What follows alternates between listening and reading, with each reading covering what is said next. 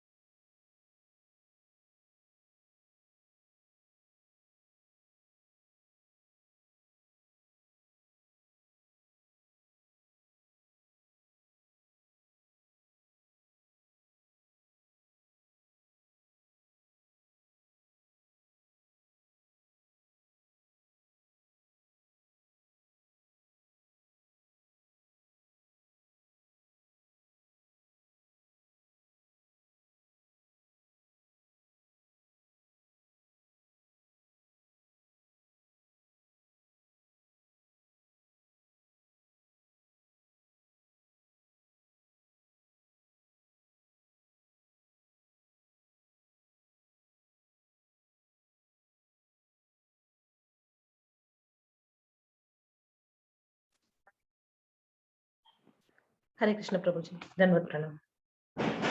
माता जी धन्यवाद प्रणाम। हरे Krishna.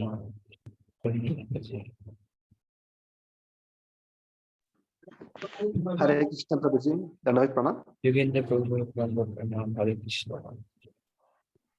So is it 8:30 p.m. there now? Yeah, Prabhuji, 8:30 p.m.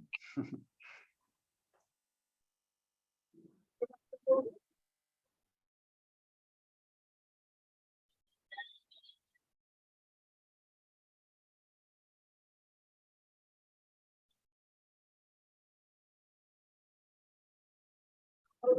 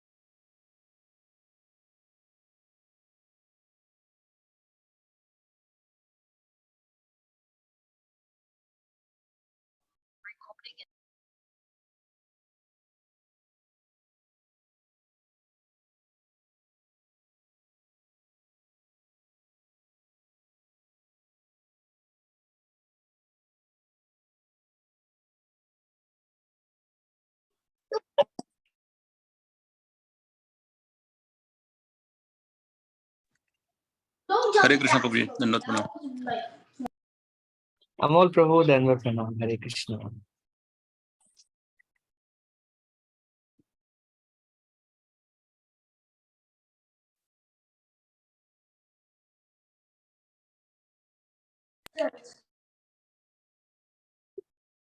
I think we can begin now.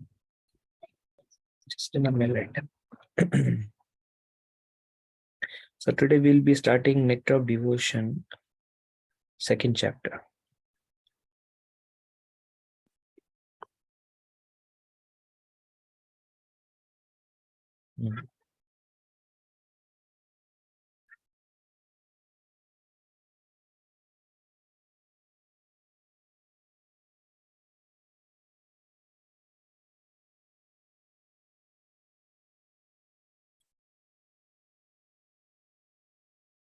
ज्ञानतिमिरन्धस्य ज्ञानञ्जनशलाकया चक्षुरुन्मिलितं येन तस्मै श्रीगुरुवे नमः।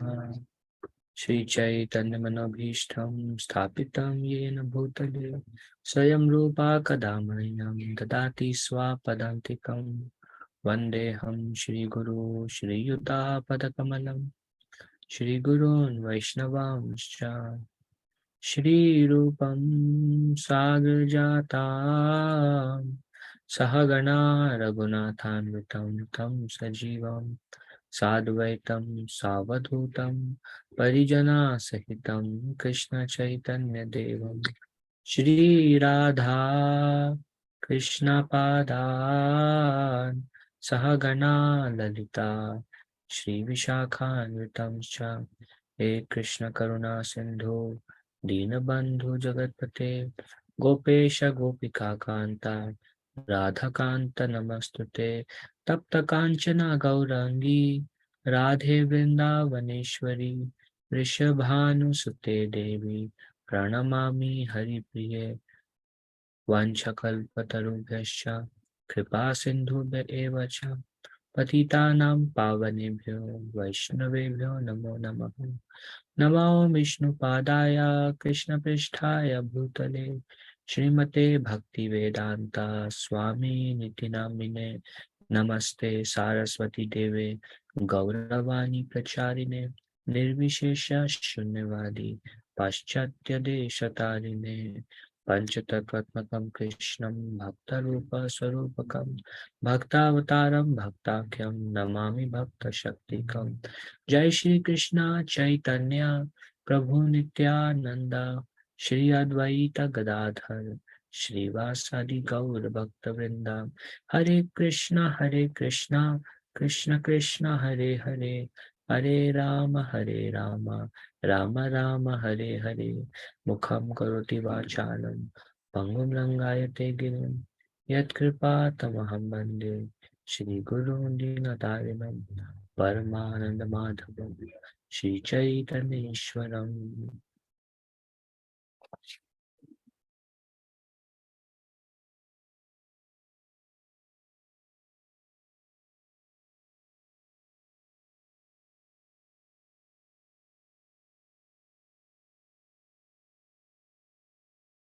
So now we are starting the chapter 2 of Bhakti Rasamrita Sindhu, Nectar of Devotion.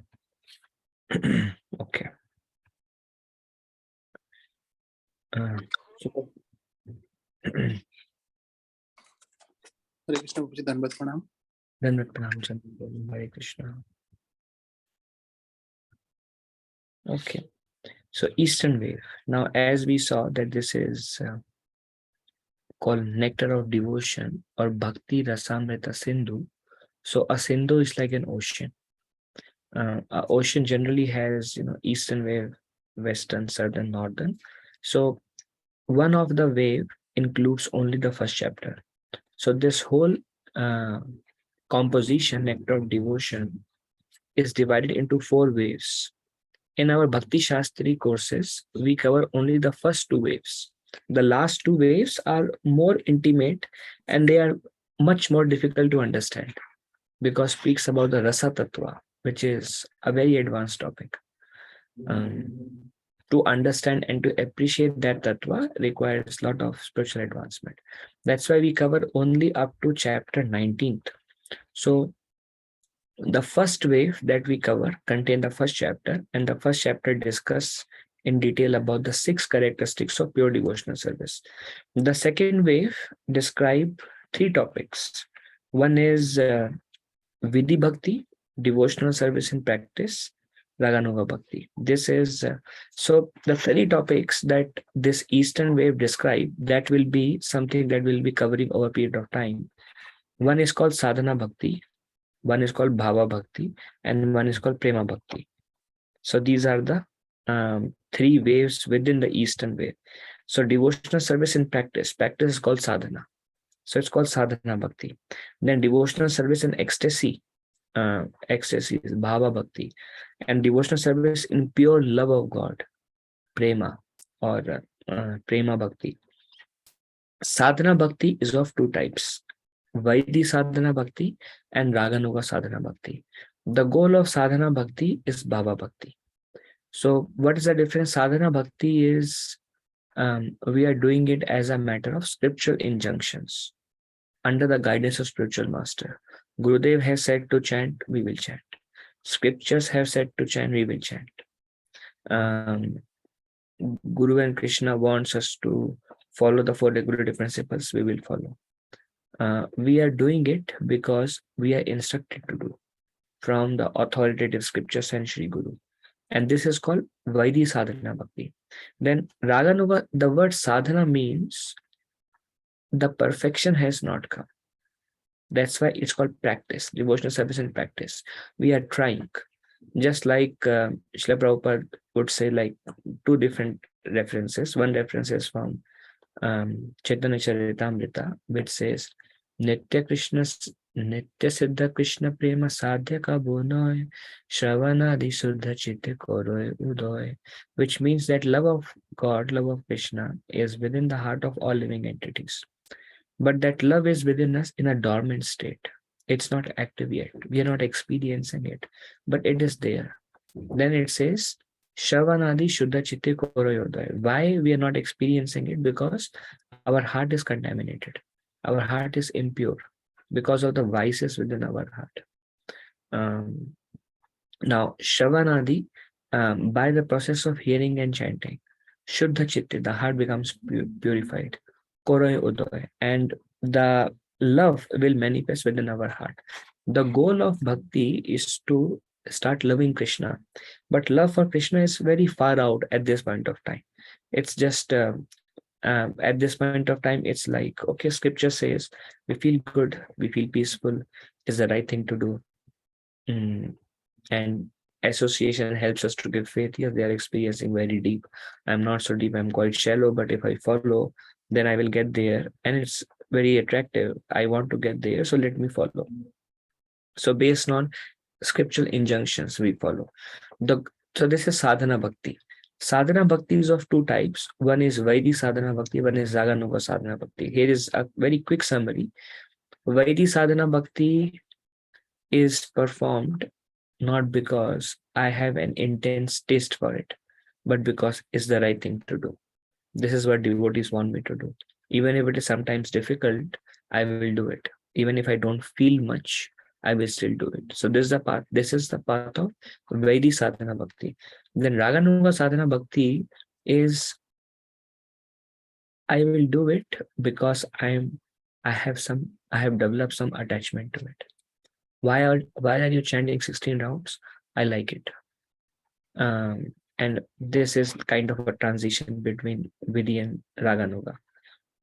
When it is done, not because of scriptural injunction, but because of taste, because of attraction, spontaneous attachment towards Krishna, then we are moving, we are progressing, and we are on the way between Vidhi and Raganuga.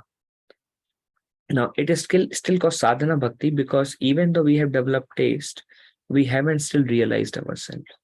We still don't become ecstatic, but there is some liking towards it.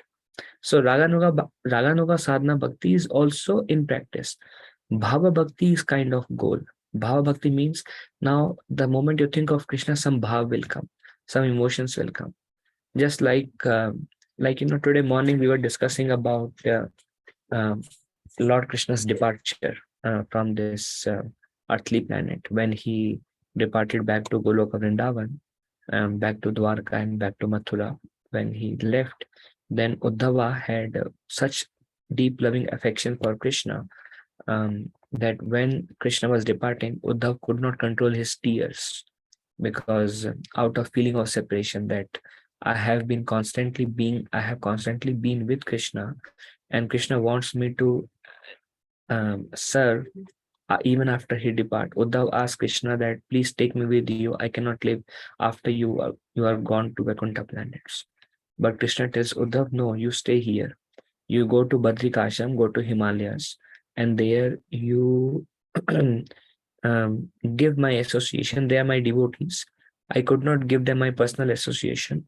Through you, they will hear about me, and that's how they will perfect their life. So go and speak about me in Badrikasham. So Uddhav was given some service. But for him, living without Krishna was like a hell. Like he would not spend a minute without Krishna. He was always being with Krishna. And now being without Krishna is like a feeling of vacancy. But just because he was remembering Krishna, this is Krishna's instruction, his order. So he continued living his life. So this is called Bhava Bhakti. Bhava Bhakti means you have strong emotions.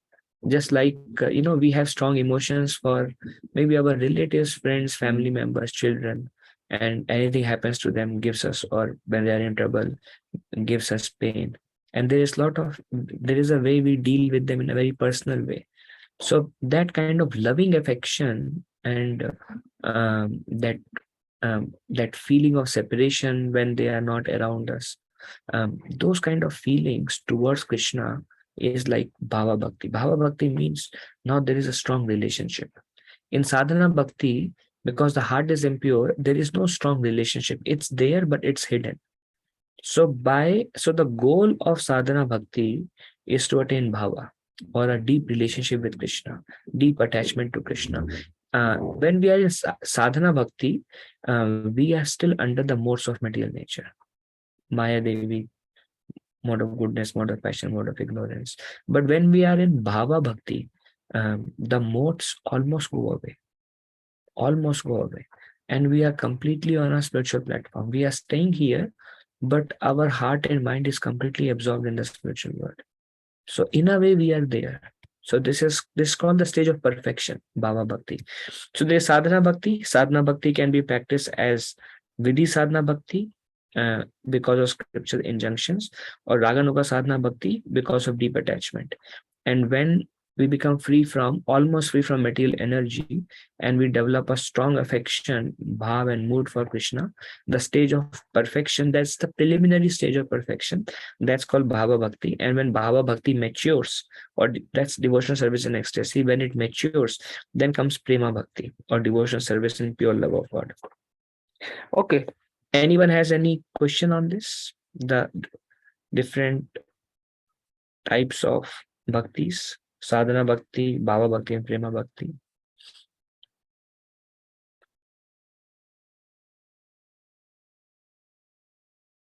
Sorry. Okay. So we continue forward. Okay. So this is about that. And then there are total 19 chapters in this Eastern wave. So as you see, chapter 2 to 14 describe Vidhi Marg, 2 chapters Raganuga Marg, then 2 chapters Bhava Marg or devotional service in ecstasy, and 1 chapter devotional service in pure love of God, Prema Bhakti. So there are total 16, 17, 18, 19 chapters. And the first chapter is about characteristics of pure devotional service. So in our seminar on Nectar of Devotion, we will be covering all these 19 chapters. Okay, now 6 characteristics of pure devotional service, a summary from last chapter. Sadhana Bhakti, Bhava Bhakti, and Prema Bhakti. So Sadhana Bhakti, we saw 6 characteristics. 1 characteristic was Kleshadini. Rupa Goswami describes them. 6 characteristics of pure devotional service. And Kleshadini means freedom from material distress, material suffering. This state can be attained even while practicing sadhana bhakti. And another is subhada. Subhada means life will become very auspicious and everything we do will be very auspicious. We will be if we practice sadhana bhakti, we ourselves will be a benediction to the society, some form or the other. So this is what we attain by practicing sadhana bhakti. When we attain bhava bhakti, then we realize the other 2 characteristics, which is moksha lagutakrit. Moksha lagutakrit means deride even the conception of liberation.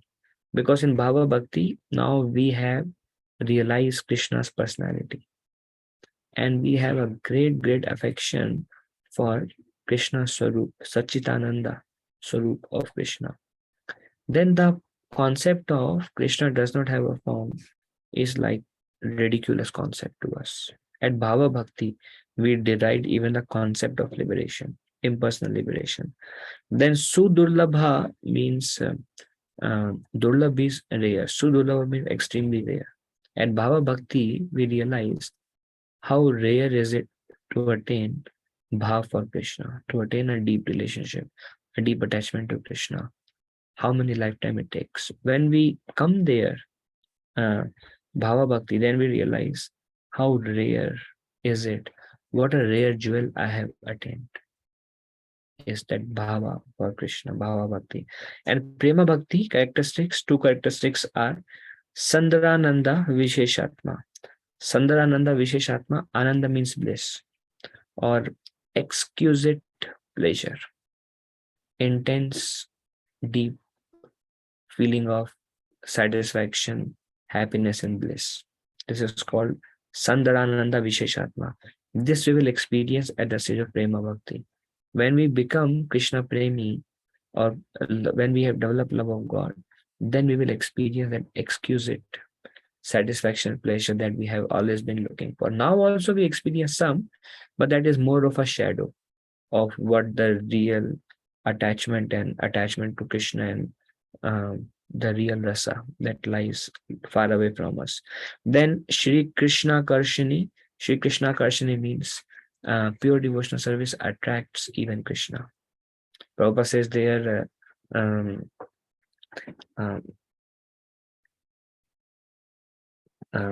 that pure devotional service is everyone is looking after Krishna, is trying to attract Krishna towards themselves or trying to get the attention of Krishna. But person who render pure devotional service, Krishna becomes attracted to them. So Krishna it is like a subservient to pure devotional service. So Shri Krishna Karshini means anybody who render pure devotional service, Krishna gets Krishna's attention or Krishna becomes attracted to that. So at the stage of Prema Bhakti, that Visheshatma means, Vishesh means exquisite pleasure or bliss or satisfaction, and attracting even Krishna's attention. These characteristic or this is attained at the stage of Prema Bhakti. So we derive the concept of liberation and we attain the rareness of what we have achieved when we come to Bhava Bhakti. How rare and how fortunate that I have gotten this. But even in our stage, we can still become free from distress and our life will become auspicious just by practicing devotional service also without perfection. So that's how these 6 characteristics of pure devotional service, they are divided into these 3 categories, 3 stages. with sadhana bhakti, bhava bhakti, and prema bhakti. Now, what is the qualification for practicing devotional service? Having described the characteristics of pure devotional service, Srila Rupa Goswami now explains the qualification for practicing it. So, pure devotional service has 6 characteristics we saw. Derive the concept of liberation, extremely rare, freedom from distress, anxiety, and suffering, attracts even Krishna, is a source of all auspiciousness, and exquisite pleasure, and extremely rare. So these are the 6 characteristics of pure devotional service. Now, what it takes to begin pure devotional service? How can I start my devotional service? So what is the qualification for one to start devotional service? That is, if one simply has an attraction for executing devotional service, he is qualified to begin practicing it. Generally, this attraction comes from devotional service executed in previous lives. So what is the qualification required to practice devotional service? One need to have certain attraction for it. How can one become attracted to devotional service? It comes from previous life.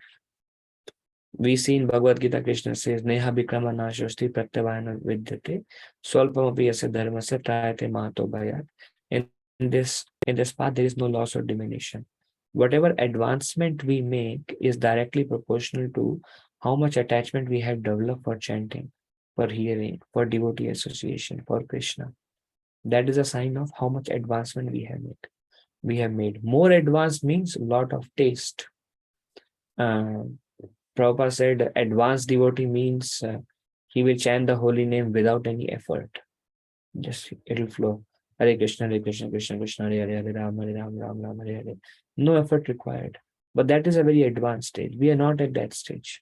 For us, it's sadhana bhakti. We are doing it because it's the right thing to do. We may experience some sweetness here and there, but generally it is sadhana bhakti. It is because it's the right thing to do. So what is the qualification to practice devotional service? Attraction to devotional service. Then how can one develop where the attraction to devotional service comes from? It comes from previous lives. And that's why we see, we can discuss the same Krishna Katha and 20 people may hear, and different people will have different experiences. Some of them would love to hear about Krishna. Some of them would be like, my time is getting wasted here. I don't want to come here again. It's not for me. So different people have different attraction, and that's based on their previous life. Then devotional service begins with the causeless mercy of a devotee. By this mercy, one may unknowingly execute devotional service, agyata sukriti, and thus develop a slight taste or attraction to bhakti. This attraction grows as one engages in more devotional service. Continually, it qualifies one for serious commitment to sadhana bhakti. Generally, this occurs over a span of many lifetimes. So where does it begin? From the very beginning. It begins from the causeless mercy of a devotee. How? It is called Agyat Sukriti. What is Sukrit? What is Agyat Sukriti? Agyat Sukriti, simple example. You go out and you ask somebody, what is the direction? How do we get there? And the person may say, go straight, go right, then take a left, and then you will reach your destination. And then you follow him, and then you actually get to the destination. And you become very satisfied with that person who guided you. So because you are pleased with that person, that it is a devotee's mercy that when a devotee is pleased unknowingly,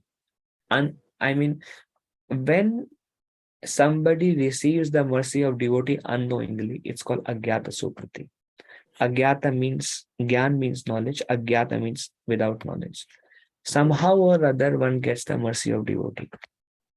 You do a little devotional service unknowingly and you make spiritual progress. That's where, when by the mercy of devotees, causeless mercy of devotees, some little attraction will come. And once you have a small little attraction, then naturally we will do more what we are attracted to. That's the nature of mind also. Mind simply does whatever it is attracted to. Movies, restaurants, whatever mind likes, mind wants to go there, mind wants to enjoy. But our fortunate position is if mind enjoys chanting, if mind enjoys hearing, if mind enjoys reading, and when we come to the stage that mind is attracted to all this concept of devotional service, mind really enjoys going to Dham, Vrindavan, the holy places, then mind is actually starting to become our friend. But to the extent mind is attached to the material things, mind is acting as our enemy. So devotional service, where does it begin? It begins with the causeless mercy of devotee. Unknowingly, we render some service. Very good example in this case is Srila Prabhupada was in New York. He was giving a talk on Bhagavad Gita, and one drunkard, one person who was drunk, he walked in. He wanted to use restroom and he don't know where to go. So he saw a door was open and he was drunk. So he didn't know what is right, what is wrong. He came right inside and he saw there Swamiji giving class. So he didn't care because he wanted to use restroom. He came only for that purpose. He asked there, where is the restroom? So they said this direction. So he went inside. He used the restroom and then he realized there is no toilet paper. So he was like, oh no, there is no toilet paper. So he went out, went to the nearby dollar store, got a toilet paper, came back to the proper temple, went to the toilet, put a toilet paper, used the restroom and left. That's all. And Prabhupada said he began his devotional service, Agyat Sukriti, unknowingly rendered devotional service. He was not trying to serve, but somehow or other he ended up in rendering devotional service. Another example of Agyat Sukriti for people from India is we don't know what is what, but then we go to temple, we offer a arati to Krishna, we celebrate Janmashtami out of fun, or we do here and there things just out of the culture. Those all add to the Agyata Sukriti. Agyata Sukriti means without real intention, somehow or other we are rendering devotional service. And every little, either rendering service to a devotee, knowingly or unknowingly, or some unknown or known service rendered to the deities by any form. Like another example of Agyat Sukriti we hear in the month of Kartik. Um, this rat, there are many examples. This rat, he there was a lamb being offered to Lord Damodar. This was month of Kartik, and the lamp was getting switched off because of the lack of ghee in it. And this rat was running here and there, and he was attracted to this light. So somehow he was running around the lamp, and his tail caught fire. And then his tail was acting like a lamb being offered to the Lord Damodar. And he became a devotee in the next life. Another example, there are many devotees. Another example is there was a man who was actually had a fight with his so-called girlfriend or something like that, and they had a fight. So he was in a lot of distress. So he decided, I will not eat, and he did not eat on that day. Till next day he fasted because he was so angry. He wanted to take revenge on his own body by making his own body suffer. And that day happened to be an Ekadashi. So all his sinful reactions were nullified, and he developed attraction for worshipping Krishna. So this is another form of Agyata Sukriti. Unknowingly you render devotional service. And we hear even Prahlad Maharaj in his previous life, a similar story. He fasted because he fought with his girlfriend, but it happened to be a day of Nashinga Chaturthi. And just because of that fasting, he received so much benefit that next life. There are many stories. So many stories keep coming. But there is a man who was he walked past by the temple and he carried some dust um, with his shoes. And it so happened that there was a crack in a temple hall and he was passing by, and somehow whatever he was carrying got stuck to the floor through his shoes, and then he just walked by. So in a way it seemed like he repaired the floor unknowingly, and he got some Agyata Sukriti. So any knowingly, unknowingly, or it may be, some people, they are coming to work on the temple, fixing something in a temple, fixing a light in a temple, or just, they're getting paid. They are doing their just job instead of getting hired somewhere. Somehow they were hired in the temple and they rendered some service to Krishna. Krishna doesn't care if he's getting paid or not, but somehow he helped. He gave some pleasure to Krishna. Krishna does not see material circumstances. So anybody who rendered service in building a temple, constructing a temple, or any way helping, anything anybody does, they all count towards Agyata Sukriti. There is unlimited benefit in doing that. What to speak about if somebody renders any devotional service knowingly? That's like, in Hindi we say Sone pe Suhaga. That's like amazing benefits. Um, so this is all Agyata Sukriti, unknowingly. And where it come from? Causeless mercy of devotees. Because, it's actually a causeless mercy. Somehow or other, without a proper intention, you render devotional service. That will give you taste. You render some service, it will give you taste. There is a verse in Srimad Bhagavatam which says,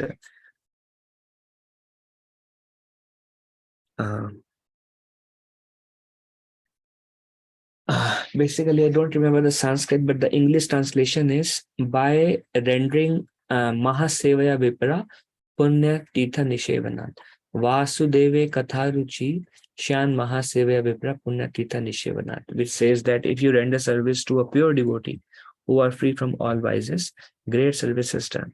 And one develops Vasudev Katharuchi, taste and hearing about Vasudev, by rendering service to devotees. So very good example in this case is Narad Muni. Narad Muni was a son of a maid servant in his previous life. And poor man, son of a maid servant, nobody would value him. He would just play here and there. And it so happened that 4 devotees, Bhakti Vedantas, they were passing by. And Chaturmas started, which is a rainy season, so they had to stay somewhere. They saw in the entire area there was just one house. So went inside, and happened to be the small boy and the mother would stay alone. And the boy would become Narad Muni in his next life. And naturally, when some saint comes, he rendered some service out of etiquette, out of culture, that's all. And then he describes that he developed taste in hearing and chanting the names of the Lord. And just by rendering service, he became pure devotee. And by practicing devotional service to an extent that he saw the Lord within his heart in that very same life, because the devotees were very pure, very powerful devotees. So these are various examples in scriptures about this Agyata Sukriti. So devotional service begins with the causeless mercy of a devotee. By this mercy, one may unknowingly execute a devotional service, Agyat Sukriti, and thus develop a slight taste or attraction to bhakti. This attraction grows as one engages in more devotional service. Eventually, if one qualifies, eventually it qualifies one for serious commitment to sadhana bhakti. Generally, this occurs over a span of many lifetimes. So somebody who has come to the stage of chanting 16 rounds, following the 4 regulatory principles, rendering service in the temple, if someone has come to the stage of practicing devotional service with this level of commitment, 16 rounds, following 4 regs, means over many lifetimes you have been accumulating Agyata Sukriti. We begin from where we left off in our previous life. And like here, the last line says, eventually it qualifies one for serious commitment to sadhana bhakti. Like, it's not easy to chant 16 rounds every day, follow 4 regulatory principles, devotee association, eating only prasad, not going out for movies and restaurants. There are many restrictions, and this is like a serious commitment to sadhana bhakti. So Rupa Goswami says, eventually this Agyata Sukriti qualifies one for serious commitment to sadhana bhakti. Generally, this occurs over a span of many lifetimes. So it is safe to assume, if you have faith and if you are committed to practicing serious sadhana bhakti, you must be continuing from previous lives. And that's how Krishna just connects. But although we are continuing from previous life, it is awakened by when we meet our spiritual master. or a representative of spiritual master. It is awakened at that time. But how much advancement we have made is dependent upon our previous life. And Narad Muni is very good example. Previous life he was a demigod, a devotee of Lord Vishnu actually. Very advanced, because all the demigods, I mean, they have material desires, but they are all serious devotees of Lord Vishnu. That's why they are in the higher planets. And there are many descriptions when Indra would perform yagya, Narayan Vishnu will himself appear and bless him. So they're all devotees of the Lord. But Narad Muni was completely forgetful. And when he met Bhakti Vedantas, he rendered service to them and he became very attracted. And how much attraction he would get is a mix of the service he rendered and his previous life. He was a devotee. So that attraction was reawakened. And very beautiful example is said by Sri Chaitanya Mahaprabhu himself. Sri Chaitanya Mahaprabhu would not be interested in devotional service externally. Advaita Acharya and others would come together and they would discuss about Bhagavad Gita and Srimad Bhagavatam, and Sri Chaitanya Mahaprabhu would not go there. He would only go to call back his elder brother Vishwarup when his mother Sachimata would ask Nimai or Chaitanya Mahaprabhu, go and call your brother, it's late for lunch. So Mahaprabhu would go and call him. And everybody would be very attracted to Lord Chaitanya but they could not understand. They would be like, why we are so attracted to Nimai Pandit? We love him so much. And Nimai Pandit would just ask Vishwarup, brother, mom is calling and he would go. But he would never show any inclination towards devotional service. But then when he went to Gaya, on the way he met his spiritual master, Ishwar Puri. And his spiritual master asked him to chant the holy name of Krishna. And then immediately Chaitanya Mahaprabhu started exhibiting that love of Srimati Radharani for Krishna. That is how why Krishna came. He started exhibiting, but he kept it covered for a long time, showing that how we need either our spiritual master or a representative of spiritual master to reawaken it, but then we begin from where we left off in our previous life. Attraction or taste is a qualification for making a commitment to the systematic cultivation of sadhana bhakti. Why should somebody dedicate 2 hours of chanting, then in addition to reading and hearing and association and offering food to Krishna and saying no to sense gratification? So what is the attraction or taste is a qualification for making a commitment to the systematic cultivation of sadhana bhakti. One must have at least some amount of taste to do what one is doing. Otherwise, chanting one round is also a nightmare. However, there is no qualification required for receiving causeless mercy and beginning Agyata Sukriti. But there is absolutely no qualification required to receive Agyata Sukriti. Anybody can render unknown devotional service. That's why if anybody come to temple, we should engage them in service. Or if you see anybody on the street, engage them in some form of service. If somehow or other anybody is engaged in serving a devotee or serving Lord Krishna, serving the temple, anything related to Krishna, if anybody engages in, their bhakti begins. Now, it is also described in Srimad Bhagavatam that bhakti once begin cannot stop. And the example is given of Ganges. The Ganges once began from the Himalayas cannot stop till it reaches the ocean.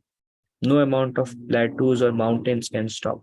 Because if mountain comes, the Ganges will go like this. Yeah. Or if the plateau comes, Ganges will fill and then continue. Likewise, it is mentioned that devotional service one begins cannot stop until it reaches perfection. So because of Agyata Sukriti, somehow, if by any means one begin devotional service, one will be dragged to perfection, Srimad Bhagavatam says. Attraction gained from previous life remains in one's heart. Whatever advancement we make is eternal, and whatever attachment we develop for Krishna, it can never be lost. So if we have this much attraction to the holy name to Krishna, it's ours. We cannot lose it. We may temporarily forget it due to Vaishnava offenses, but if you have this much taste in Krishna today, that's yours eternally. And how do we cultivate more and more taste? We chant more, we read more, we hear more, and we keep on increasing our attraction. And that's our that's eternal benefit to us. Sometimes people say in Gita Sar, khali haath aaye the, khali haath jayenge. It's wrong actually. We say, I mean, it's true from material perspective, but we take Krishna Bhakti with us. Whatever, in my childhood, I used to see that, no, we bring nothing, we will take nothing. We'll go as it is. And then I realized, no, whatever advancement we make, that we will take along with us. Everything else we will leave behind. Then people begin at different levels of advancement. And we see one example is Dhruv Maharaj. Dhruv Maharaj was acting like an innocent child, very angry at his brother Uttanapad. At his father Uttanapad Maharaj, because his father didn't allow him to sit on the lap. And Dhruv Maharaj he asked his mother, what should I do to fulfill my desire? And his desire was, I want a kingdom greater than my great grandfather. Because of false pride of the kingdom, my father did not allow me to sit on his lap. I want to show him that I can get even greater kingdom. And then mother Suniti, his real mother, she said, whatever you want, if you worship Lord Vishnu, you will get it. So he left home, and on the way he met Narad Muni. And Narad Muni introduced him to the path of sadhana bhakti. Narad Muni told him that if you want to worship Lord Narayan, if you have any desire that you want Lord Narayan to fulfill them, then you chant Om Namo Bhagavate Vasudevaya. And Dhruv Maharaj, he was initiated by Narad Muni. He went to the forest called Madhuvan in Vrindavan. In Braja, there is this village Madhuvan. He went on the top of a mountain and he started chanting Om Namo Bhagavate Vasudevaya. Om Namo Bhagavate Vasudevaya. Om Namo Bhagavate Vasudevaya. Om Namo Bhagavate Vasudevaya. And as soon as he started chanting, he had such intense attraction for the holy name. He could not stop. 6 months he chanted day and night. He performed severe austerities. Why is it that he could perform such severe austerities? Because he had such severe taste, such acute taste. And why? Because Dhruv Maharaj was a devotee from his previous life. So how much attraction, different people begins at different level. So we see somebody, we don't know who is who when we meet devotees. One may be a new devotee, one may be a child, small child, but he may be many lifetimes ahead of us, or a new devotee, or it just different people begin at different level. That's why we see some people at the age of 16, 18, they are doing incredible amount of service to Prabhupada. And some people are like, they don't have the determination or the strength to practice devotional service, and they just keep on dragging. So, I mean, anything we do, it's of eternal benefit to us. So we must keep doing it best to our ability. But at the same time, we understand that age is not a factor. Sukadev Goswami was a teenager. He would not wear any clothes. And when he came, sages like Narad Muni and Vyasadeva, they stood up and bowed down. Bhrigu Muni, the Saptarishis from Janalok, Tapalok, Mahalok, Satyalok, they all came down to hear from Sukadev Goswami, who was only a teenager son of Vyasadeva. So age is not a factor. Different people begin at different levels. Okay, definition. What is sadhana bhakti? So any discussion or question about what is the qualification to begin rendering devotional service, agyata sukriti, attraction, anything from this topic? Any questions or reflections?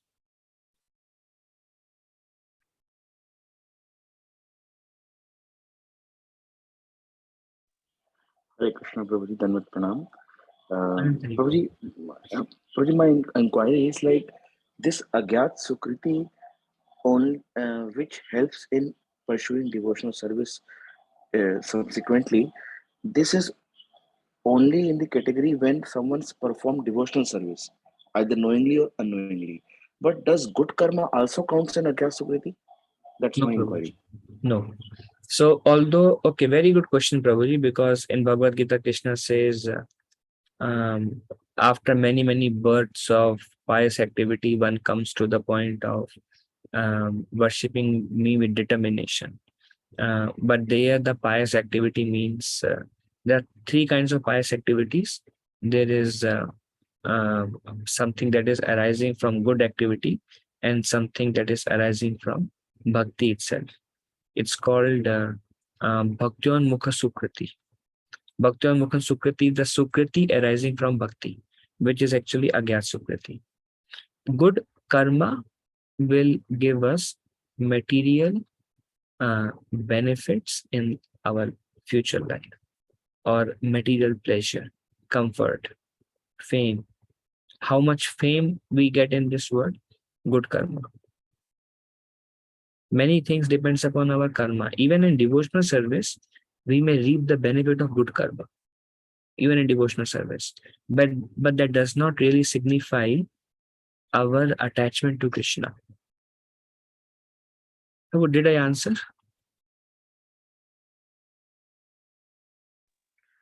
Yes, Prabhuji, that helps actually. But that means, Prabhuji, that any devotional service is only the mercy. It is never any karma related to it. Yes. Can you say again? Any devotional service is only the Like whenever one takes up the process of devotional service, either in the beginning stage or when he continues from the past, it is all the mercy. It is not his credit of good karma or something, like nothing like that. yeah. It begins with the mercy prayer, and then there is some attraction to doing it. Then maybe we want to serve devotees more. We even if we just bow down to a devotee, there is benefit. Just you do a devotee like this, there is benefit. There is Sukriti, and then it keeps on adding for many lifetimes. Then it comes to the stage of serious commitment to the sadhana bhakti. Thank you, Prabhuji. And it depends. I mean, once we start developing taste, that taste will drive us to do more. Like some people, they like going to temple. They like going to temple. They love it. That is also a sign of advancement from previous lives, because that's why they have taste in going to temples. Some of them will be totally against it. And I mean, I'm talking about Vishnu temple or Krishna temple.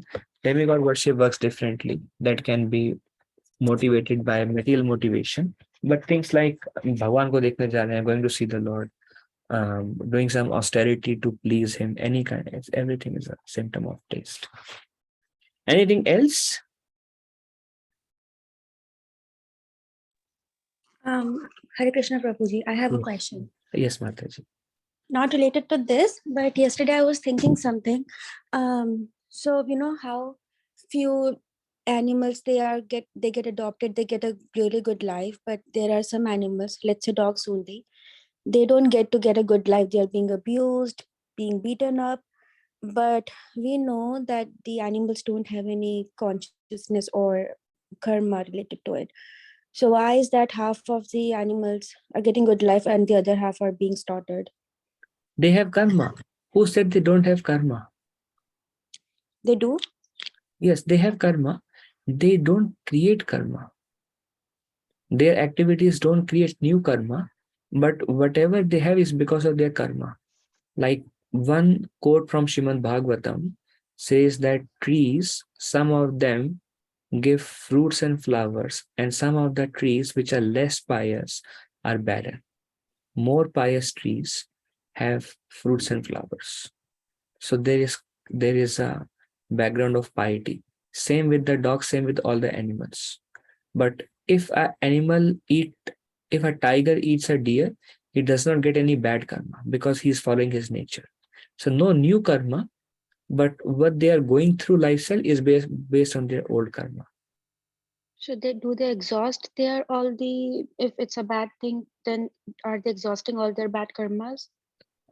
Yes. If they are suffering, they are exhausting bad karma. If they're enjoying, they are reaping their good karma. But if there's a good karma, why they are being born into a animal species? Yeah. So just that much karma, not sufficient good karma, just the karma Okay. that they can enjoy in that species. Okay. Thank you. Thank you.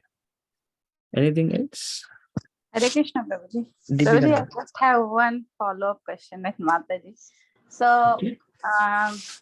say for example, like some animals are adopted in a devotee family, and Yes. so they eat Krishna Prasadam, and it's kind of like at least when the kirtan is going on or something, like they at least something goes into their ear, right? Yes.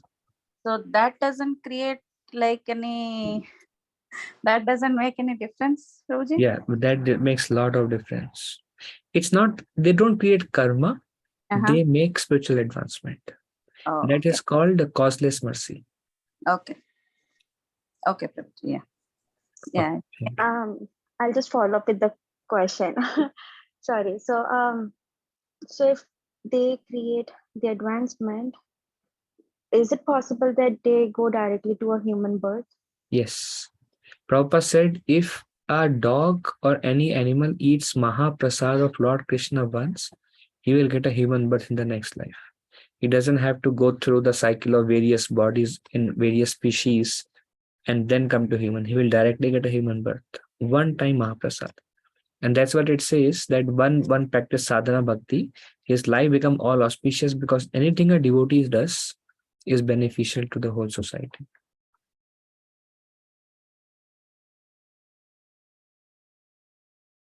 Okay. Thank you, Prabhuji. Because I have two dogs, Prabhuji. So that's why they, they, whenever the kirtan is going on, they're so quiet and they listen so like, they sit down and just keep staring. Like when I do Mangalarti, they will sit outside the DT room and they'll keep looking at the DTs, like, like how they're like so much like into the kirtan and everything. That's why, like, because they understand, they have some, but only thing is they can't express. Yes. So that's what, yeah. That's Thank their you. bhakti piety. Yeah, thank you. Anything else? Or we covered 2-3 more slides? Hare Krishna, Prabhuji. Mata Dhanavad. What about humans, Prabhuji? Like, though we have consciousness and they're not following anything, and if they get to eat Mahaprasad, like, is that helpful for them Definitely helpful. helpful for go closer to Krishna? But is it helpful for taking birth as a human in next life? I think so. I mean, if a dog can, Prabhupada said a dog can once eat Mahaprasad, get a human birth. So your human eat Mahaprasad, I think definitely. As long as a human does not commit any Vaishnava aparadh. Vaishnava, okay. Because we hear Prabhupada saying that many animals in Vrindavan were great devotees in the past, but because of some aparadh, they have taken an animal birth. But because they were great devotees, they have taken animal birth in Vrindavan. So that case also Prabhupada mentions, but yes, if no Vaishnava aparadh, they will definitely get a human birth. Thank you. Anything else?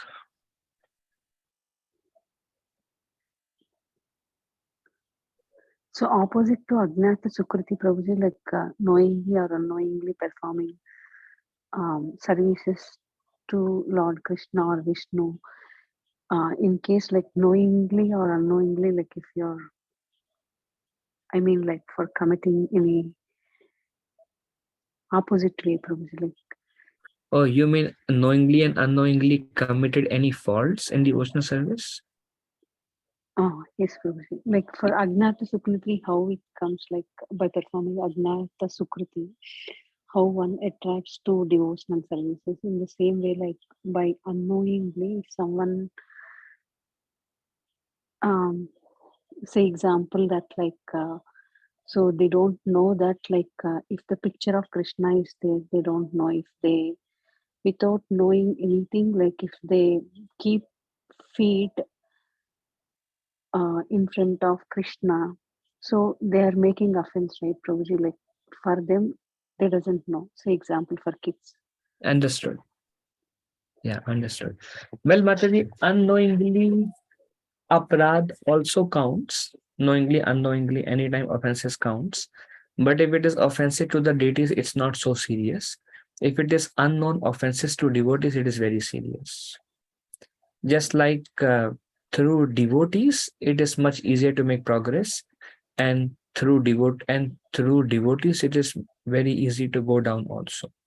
So just like there is agyat sukriti, likewise there is agyat aparad also. Unknowingly we do something or we act in a way that this a devotee. But if it is like showing feet to the Lord unknowingly, it's a seva aparad. It's not very serious. Krishna does not take any offenses, generally speaking. Very easily one can overcome it. Did I answer? Yes, Prabhuji. Thank you. Anything else? So something more, maybe just a couple of slides more. Definition of sadhana bhakti. What is sadhana bhakti? Now we are going to discuss in a little bit more detail about what is sadhana bhakti, what is bhava bhakti, what is prema bhakti, what is in emotion, what is in love, and what is in practice, and what is vidhi bhakti and what is raganuga bhakti. Some more understanding based on Prabhupada's purports. Kriti sadhya bhave sadhya bhava sa sandana bhidha nitya siddhasya bhavasya prakatyam hridhi sadhyata.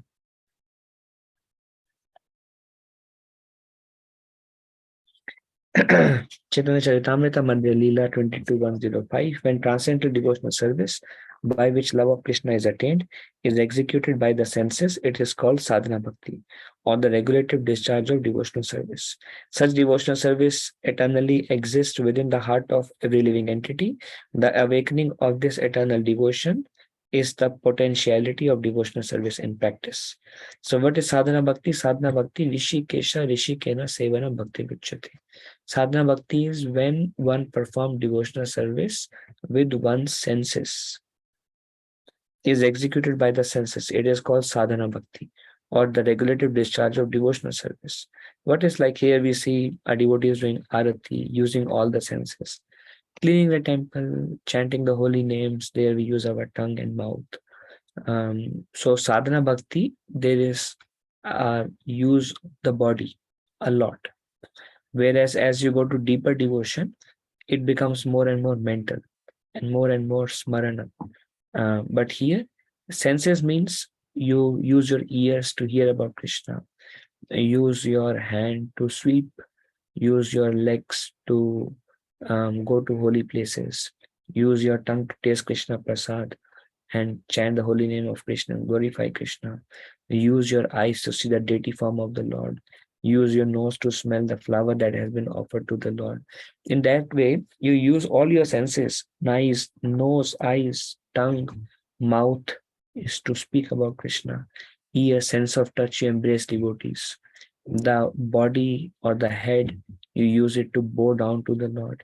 In that way, when we use all of our senses, knowledge acquiring senses, working senses, all of our senses, and we use in Krishna's service, that is called sadhana bhakti. And the perfection of, and by performing this sadhana bhakti, it is said that in the beginning stage, Krishna says in Bhagavad Gita 6th chapter, in the beginning stage, work is said to be the means. And in the advanced stage, cessation of work is said to be the means.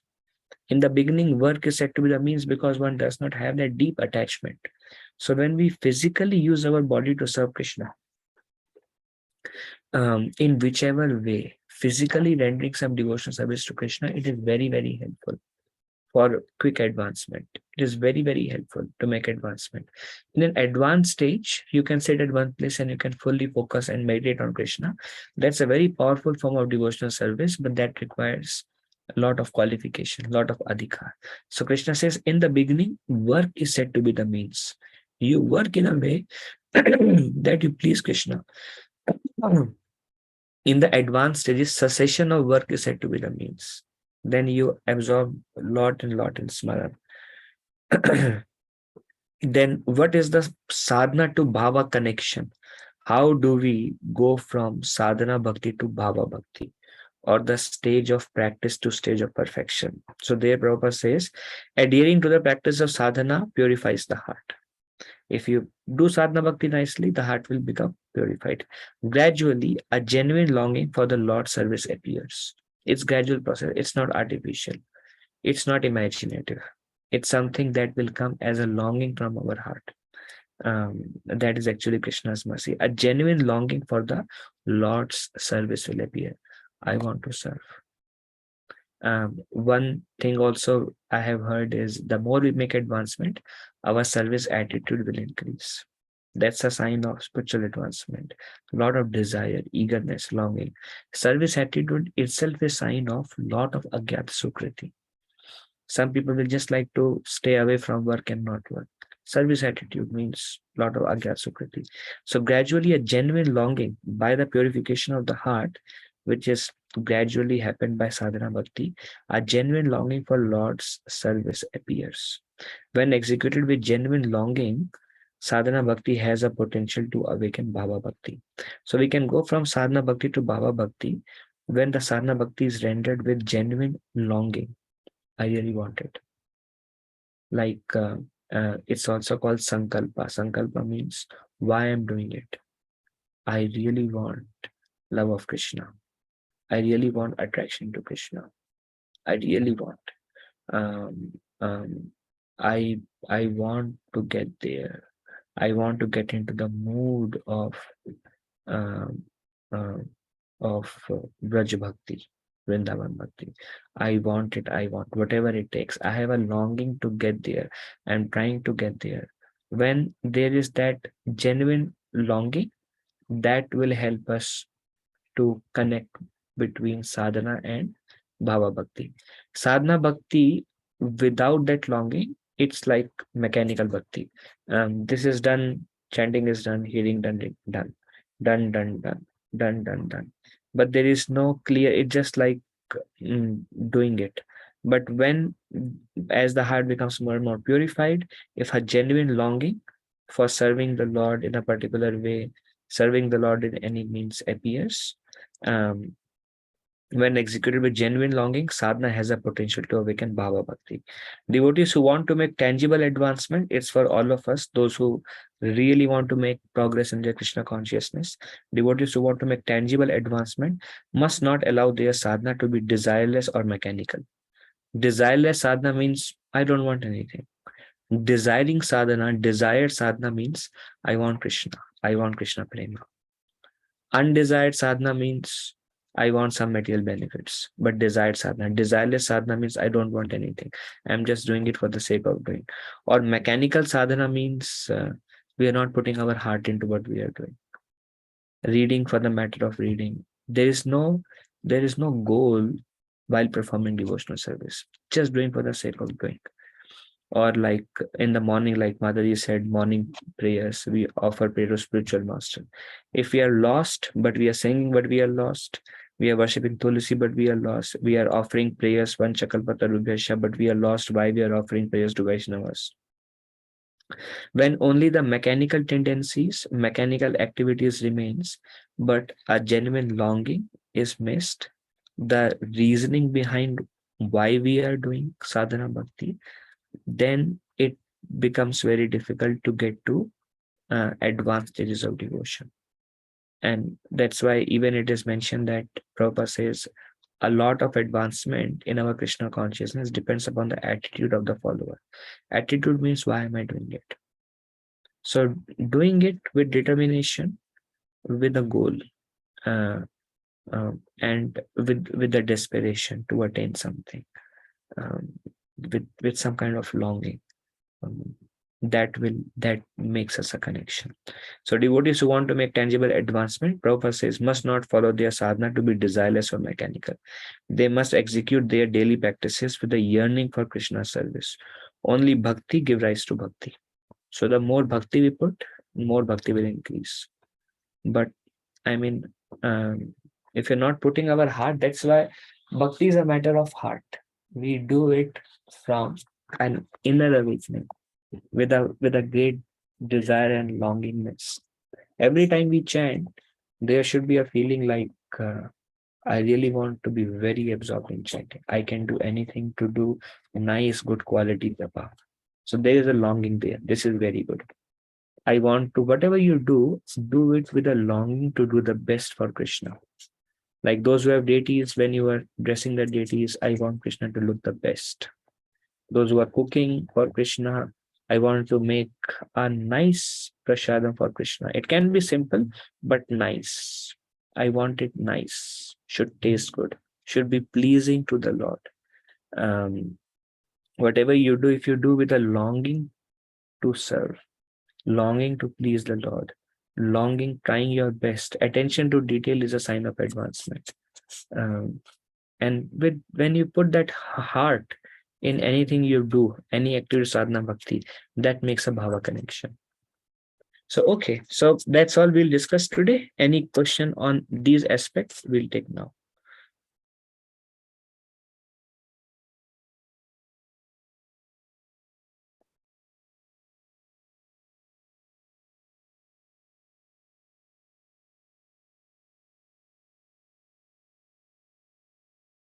Okay, so if no more discussion, then maybe we can end here.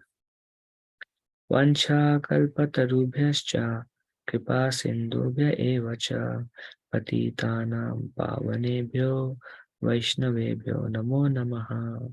Anantapati Vaishnavrinda ki jai, Srila Prabhupada ki jai. Thank you very much. Prabhuji's Mataji, Dhanvat Pranam, Hare Krishna. Thank you, Prabhuji. Hare Krishna. Hare Krishna. Prabhuji, Dhanvat Pranam. Hare Krishna, Panduji. Dhanavad pranam. Hare Krishna.